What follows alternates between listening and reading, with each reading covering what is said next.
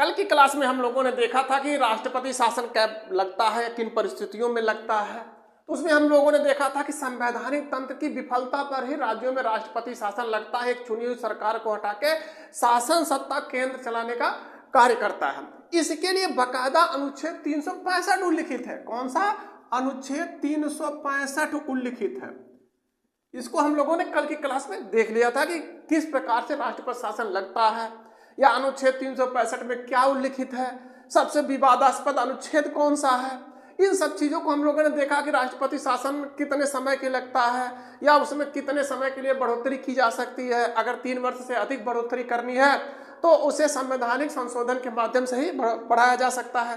फिर आगे हम लोगों ने देखा कि सबसे पहला राष्ट्रपति शासन कहाँ लगा, अर्थात किस राज्य में लगा। हम लोगों ने देखा कि सबसे ज्यादा राष्ट्रपति शासन का जो समय है कुल अवधि जोड़कर किस राज्य में लगा, या एक बार लगा तो सबसे ज्यादा समय तक चलने वाला राष्ट्रपति शासन किस राज्य में था।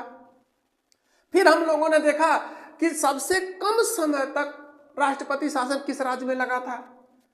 यहां से कभी कभी पेपर में प्रश्न पूछता है कि ये जो राज्य हैं, जैसे राज्य तो कई हैं लेकिन 26 राज्यों में, राज्य तो हमारे यहाँ और है लेकिन राष्ट्र कुछ ऐसे राज्य हैं जहां अभी तक 356 का प्रयोग नहीं हुआ, अर्थात राष्ट्रपति शासन कभी नहीं लगा हुआ।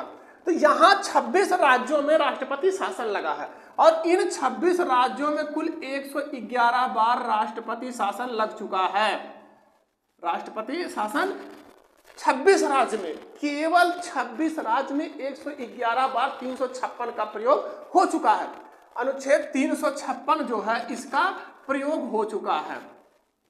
356 अनुच्छेद 356 क्या शक्ति देता है कि राज्यों में जो है चुनी हुई सरकार को हटा के राष्ट्रपति शासन लगाया जा सकता है। राष्ट्रपति शासन कैसे लगता है, तो हम लोगों ने देखा था कि संवैधानिक तंत्र की विफलता पर संवैधानिक तंत्र की स्पष्ट परिभाषा कहां दी गई, अनुच्छेद 365 में दिया गया।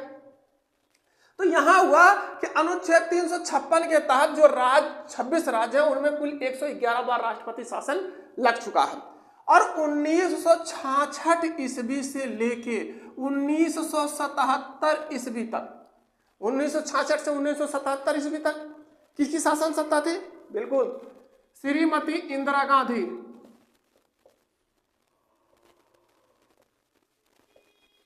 इंदिरा गांधी जी की शासन सत्ता थी। तो इस दौरान 1966 से 1977 ईस्वी के बीच में इन्होंने कुल 39 बार अनुच्छेद 356 का प्रयोग किया, अर्थात राज्यों में राष्ट्रपति शासन लगाया।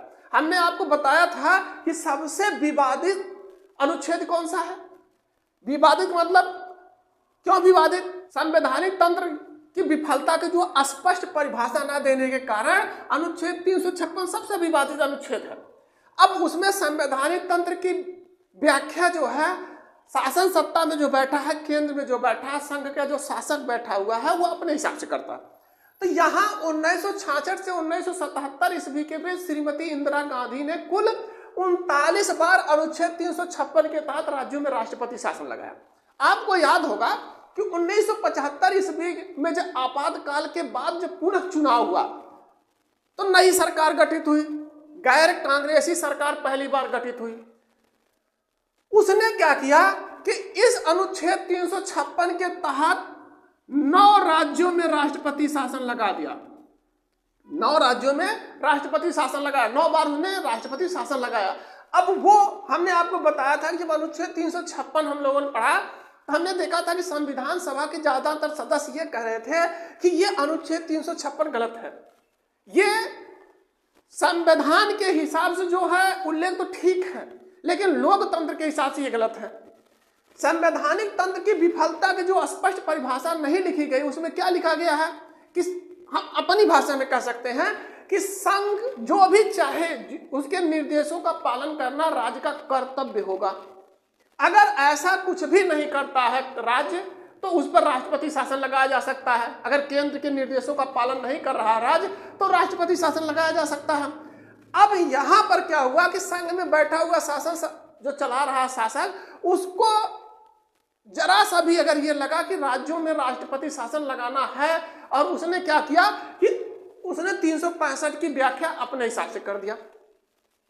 तो श्रीमती इंदिरा गांधी ने 1966 से 1977 ईस्वी के बीच 39 बार 356 का प्रयोग किया, अनुच्छेद 356 का प्रयोग इन्होंने किया।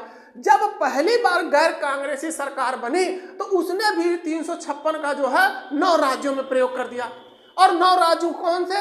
जहां पर कांग्रेस की सरकार थी। अब देखिए, जहां हमारे संविधान सभा के ज्यादातर सदस्य इस बात से परेशान थे कि अनुच्छेद 356 का प्रयोग राजनीतिक दुर्भावना से भी की जा सकता है। यहां देखिए, उसका उदाहरण है कि जब आपातकाल के बाद जनता पार्टी की सरकार बनती है, पहली बार गैर कांग्रेसी सरकार बनी। गैर कांग्रेसी सरकार बनी तो उसने क्या किया? 9 राज्यों में राष्ट्रपति शासन लगा दिया। और वो 9 राज्य कौन थे? जहां पर कांग्रेस की शासन सत्ता थी। कांग्रेस पार्टी जहां जहां शासन चला रही थी राज्यों में, वहां पर इन्होंने राष्ट्रपति शासन लगा दिया। इस प्रकार से जो हमने पहले आपको पिछली क्लास में समझाया था, बताया था कि अनुच्छेद 356 जो है सबसे विवादित अनुच्छेद है। तो आप लोगों ने देख लिया यहां कि जो ही जनता पार्टी की सरकार बनी, उसने क्या किया कि 9 राज्यों में कांग्रेस के जो 9 राज्य थे वहां पर राष्ट्रपति शासन लगा दिया। इन सब चीजों को हम लोगों ने देख लिया। अब हम देखते हैं कि जो अनुच्छेद 356 का प्रयोग हो गया राज्यों में राष्ट्रपति शासन लग गया, प्रभाव क्या पड़ेगा?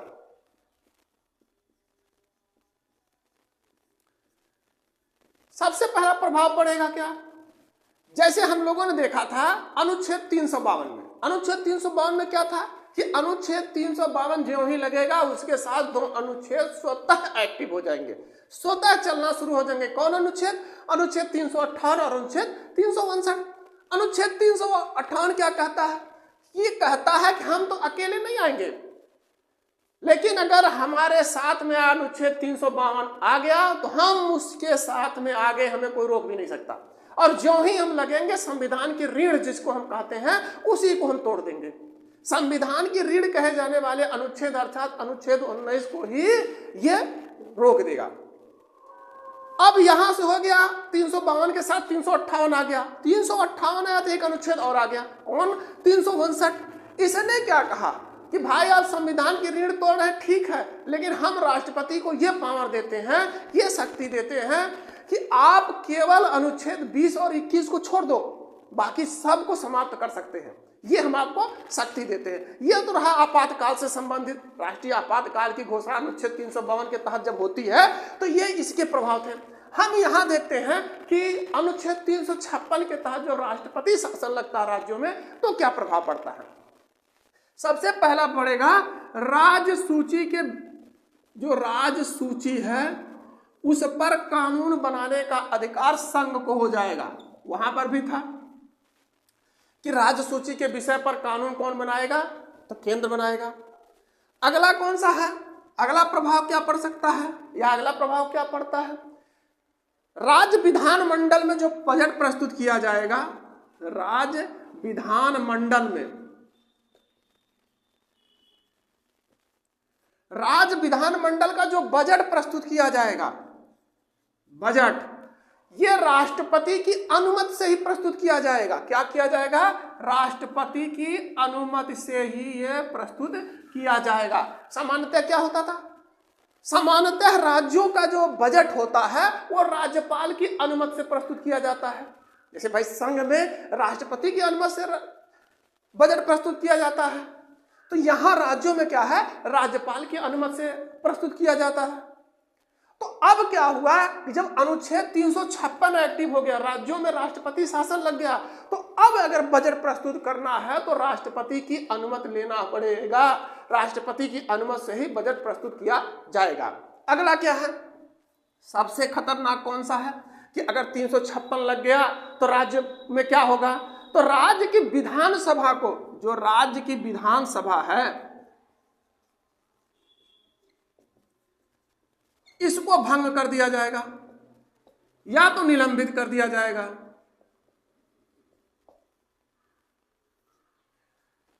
हमने देखा था कि अनुच्छेद 356 का प्रयोग कब होता है, तो उसमें हमने ये देखा था कि किसी भी दल को स्पष्ट बहुमत नहीं मिली, या उसमें जो दो दल मिलके कोई गठबंधन करके भी स्पष्ट बहुमत नहीं सिद्ध कर पा रहा है, दो दल आपस में गठबंधन ही नहीं कर रहे हैं, तो राष्ट्रपति शासन लगने के ये भी कारण थे कि किसी को स्पष्ट बहुमत नहीं मिली, किसी भी दल को स्पष्ट बहुमत नहीं मिली, या दो दल गठबंधन नहीं करना चाह रहे हैं, तो केंद्र जो है मजबूरी में राष्ट्रपति शासन राज्यों में लगा देगा। तो यहां जब राष्ट्रपति शासन लग गया तो इसके बाद प्रभाव क्या पड़ रहा है, देखिए कह रहा है राज्य की विधानसभा को भंग कर दिया जाएगा।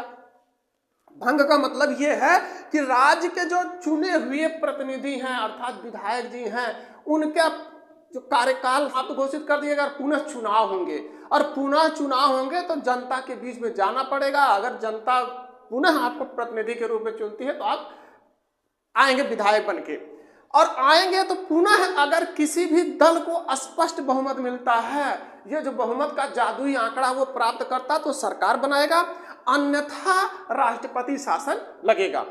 निलंबित का मतलब है कि अस्थायी तरीके से रोक दी गया है, कुछ समय के लिए रोक दिया गया है। अगर कोई भी दल बहुमत के करीब है या बहुमत प्राप्त करने के करीब है, उसको ये लगता है कि हम बहुमत प्राप्त कर लेंगे, बहुमत का जो जादुई आंकड़ा वो हम प्राप्त कर लेंगे, तो पुनः वो राज्यपाल से मिलेगा और कहेगा कि हमें जो है सरकार बनाने के लिए आमंत्रित करिए, हमारे पास जो है बहुमत का आंकड़ा है।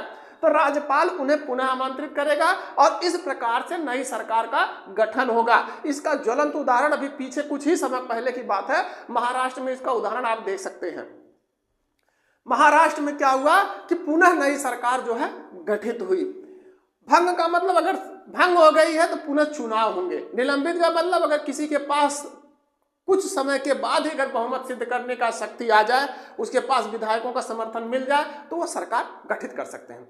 अब हम लोगों ने देखा अनुच्छेद 352 राष्ट्रीय आपातकाल, राष्ट्रपति की शक्ति देखा। हम लोगों ने देखा राष्ट्रपति का जो राज्यों के ऊपर राष्ट्रपति शासन लगाने के लिए अनुच्छेद 356 उपबंधित है संविधान में। अब हम देखते हैं कि इस आपातकालीन शक्तियों में जो आखिरी शक्ति राष्ट्रपति को मिली हुई है, कौन सी?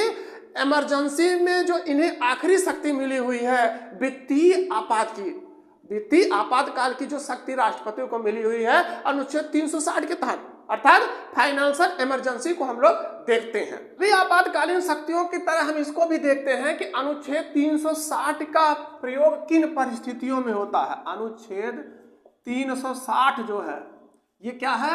वित्तीय आपातकाल।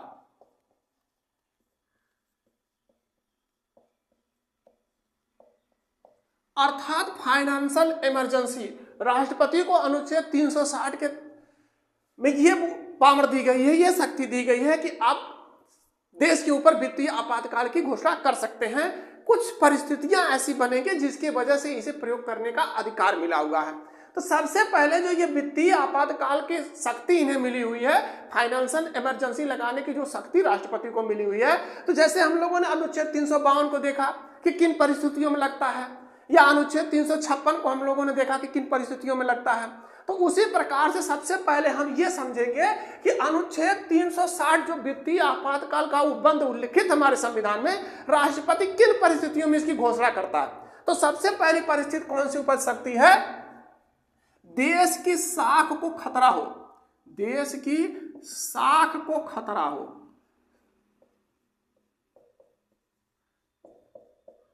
देश की साख का खतरा हो।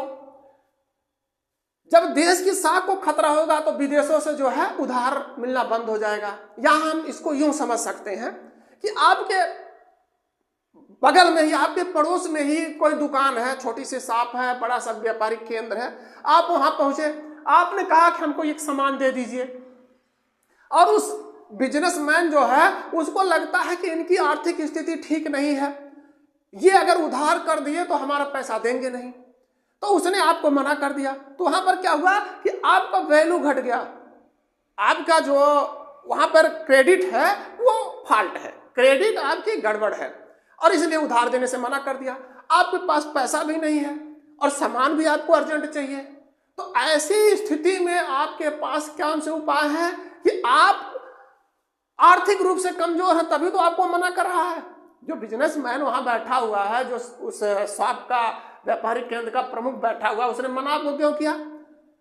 आपकी वित्तीय हालत खराब है, इसलिए उसने उधार देने से मना कर दिया। तो वही बात यहाँ पर भी है। अनुच्छेद 360 वित्तीय आपातकाल की घोषणा राष्ट्रपति तब करता है जब उसे यह महसूस हो कि देश की साख को खतरा है, अर्थात विदेशों से मिलने वाला उधार बंद है। तो ऐसी स्थिति में राष्ट्रपति अनुच्छेद 360 के तहत राष्ट्रीय वित्तीय आपात की घोषणा कर सकता है। दूसरा कौन सा है? दूसरी स्थिति है मुद्रास्फीति की स्थिति उत्पन्न हो जाए।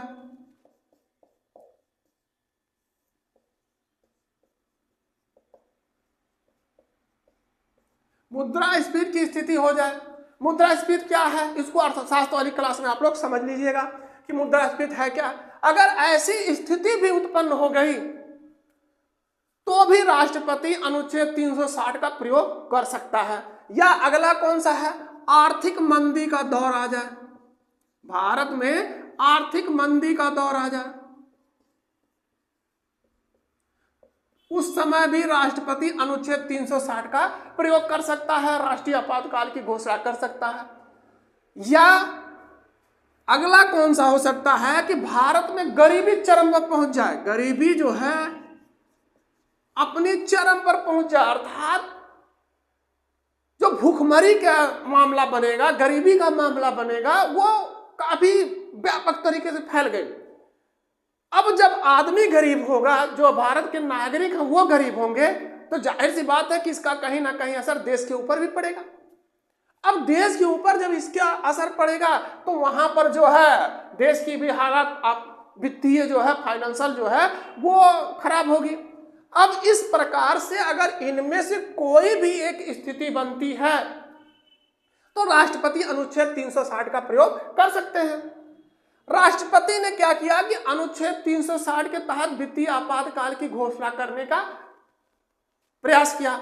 लेकिन हम पहले से ही जानते हैं कि राष्ट्रपति, हमने आपको पीछे ही बताया था, जो पिछली क्लासें चली थी, हमने आपको बताया था कि राष्ट्रपति स्वविवेक से कोई भी कार्य नहीं करता।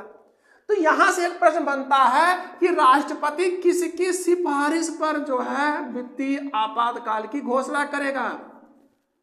अनुच्छेद 360 का प्रयोग किसकी सिफारिश पर करेगा? तो यह मंत्रिपरिषद की सिफारिश पर करेगा।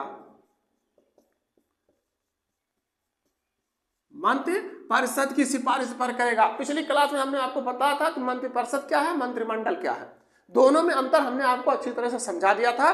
तो यहां पर सिफारिश कौन करेगा वित्तीय आपातकाल लगाने के? तो मंत्रिपरिषद करेगी। अब मंत्रिपरिषद ने सिफारिश कर दिया, राष्ट्रपति से सिफारिश मंत्रिपरिषद ने कर दिया कि अनुच्छेद 360 का आप प्रयोग करिए, हालात खराब है, देश की स्थिति खराब है। तो राष्ट्रपति ने क्या किया? अनुच्छेद 360 का प्रयोग कर दिया, वित्तीय आपातकाल की घोषणा कर दिया, फाइनेंशियल इमरजेंसी की घोषणा कर दिया। तो ये अब यहां से अगला बनता है कि सिफारिश हो गई, ये अभी हमने देख लिया कि कौन सी परिस्थिति बनती है। वित्तीय आपातकाल की अगर घोषणा हो गई तो कितने समय के लिए जो है ये लगेगा? तो जब वित्तीय आपातकाल की घोषणा हो गई, घोषणा से 2 माह के भीतर, 2 माह के भीतर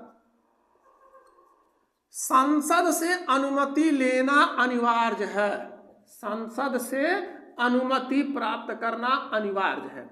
यदि संसद ने अनुमति नहीं दी तो वित्तीय आपातकाल स्वतः समाप्त हो गया। और अगर संसद ने अनुमति दे दी तो यह अनिश्चित काल के लिए बढ़ जाएगा। हमने पीछे क्या देखा था? अनुच्छेद 352 में हमने देखा था कि 6 माह के लिए बढ़ता है।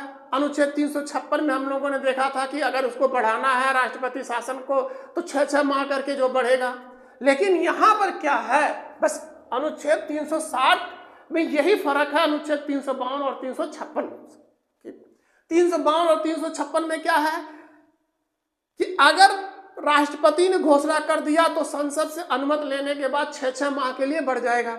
लेकिन यहां पर क्या है कि 2 माह के भीतर संसद ने अनुमति दे दी तो यह अनिश्चित काल के लिए बढ़ जाएगा। अनिश्चित काल के लिए बढ़ गया। अब यहां से एक चीज और आपके दिमाग में आएगा, लग गया तो ये हटेगा कैसे? भाई ये अनिश्चित काल के लिए लग गया तो ये हटेगा कैसे? इसमें आप लोगों ने 2 तो देख ही लिया है। कौन सा? पहला क्या है कि अगर संसद ने अनुमति नहीं दी तो स्वतः समाप्त हो जाएगा। संसद ने अनुमति नहीं दी। संसद क्या कर रहा है कि अनुमति नहीं दिया। अब जब अनुमति नहीं दिया तो अनुच्छेद 360 अर्थात वित्तीय आपातकाल स्वतः समाप्त हो जाएगा। दूसरा कौन सा है?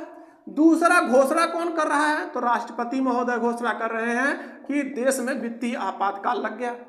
तो अगर पुनः राष्ट्रपति महोदय घोषणा कर दें कि वित्तीय आपातकाल समाप्त, भाई घोषणा इन्होंने कर दिया तो वित्तीय आपातकाल समाप्त। तीसरा स्थिति कौन सी है कि संसद क्या करे? सामान्य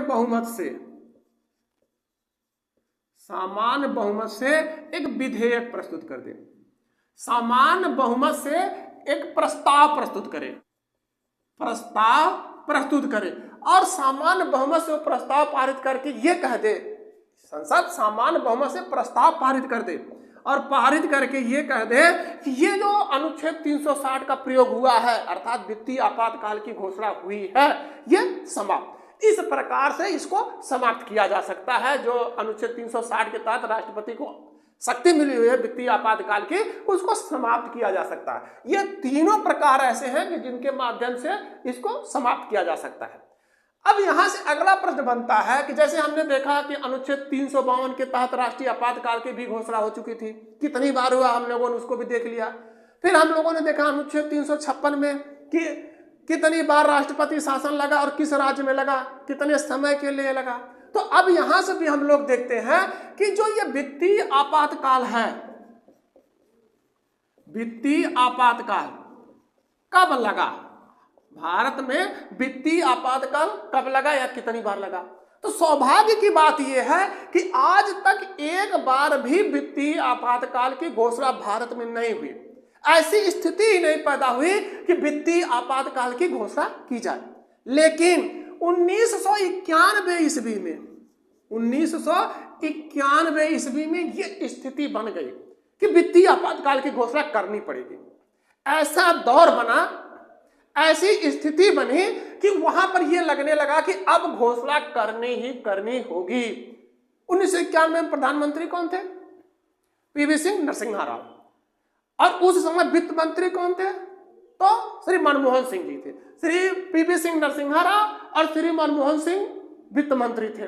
प्रधानमंत्री की कुर्सी पर श्री पीवी सिंह नरसिम्हा राव और वित्त मंत्री की कुर्सी पर हमारे पूर्व प्रधानमंत्री श्री मनमोहन सिंह जी थे स्थापित। तो वहां पर स्थिति बन गई 1991 में कि अब वित्तीय आपातकाल की घोषणा करना ही करना होगा। तो वहां पर एक मॉडल प्रस्तुत किया गया जिसे हम कहते हैं राव मनमोहन मॉडल। राव मनमोहन मॉडल। यहां से एक चीज और ध्यान दीजिएगा कि बाद में ये मनमोहन सिंह जी थे प्रधानमंत्री बनते हैं। कांग्रेस के जो है उस समय यूपीए का कार्यकाल था तो उसमें प्रधानमंत्री बनते हैं। सिख समुदाय से पहले प्रधानमंत्री और अल्पसंख्यक समुदाय से भी ये पहले प्रधानमंत्री थे। तो जब श्री पीवी सिंह नरसिम्हा राव का कार्यकाल चल रहा था तो उस समय ये वित्त मंत्री थे। उन्होंने एक मॉडल प्रस्तुत किया 1991 ईस्वी में। उन्होंने नीतियां क्या जारी की? ये राव मनमोहन मॉडल ने नीति जारी की। नीति क्या जारी की? नीतियों में क्या कहा? इन्होंने कहा कि सबसे पहले इन्होंने कहा कि निजीकरण। उसके बाद राव मनमोहन मॉडल ने जो नीतियां जारी की थी उसमें दूसरी नीति कौन सी इन्होंने बताया? दूसरी वैश्वीकरण।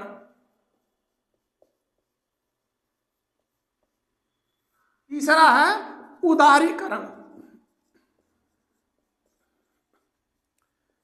उदारीकरण। इन तीनों नीतियों के माध्यम से, इन्हीं तीनों नीतियों के माध्यम से राव मनमोहन मॉडल ने जो 1991 ईस्वी में वित्तीय आपातकाल की घोषणा होने ही वाली थी उस वित्तीय आपातकाल से देश को बचाया। पहले अल्पसंख्यक समुदाय से प्रधानमंत्री बनते हैं, बाद में कांग्रेस की सरकार बनती है।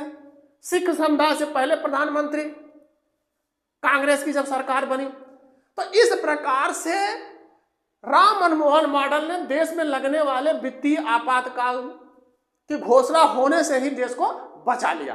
अब हम देखते हैं कि अगर वित्तीय आपातकाल की घोषणा हो जाती तो क्या प्रभाव पड़ता। यह सौभाग्य की बात रही कि हमारे यहाँ कभी भी वित्तीय आपातकाल की घोषणा नहीं हुई, लेकिन अगर वित्तीय आपातकाल की घोषणा हो जाती तो क्या प्रभाव पड़ता।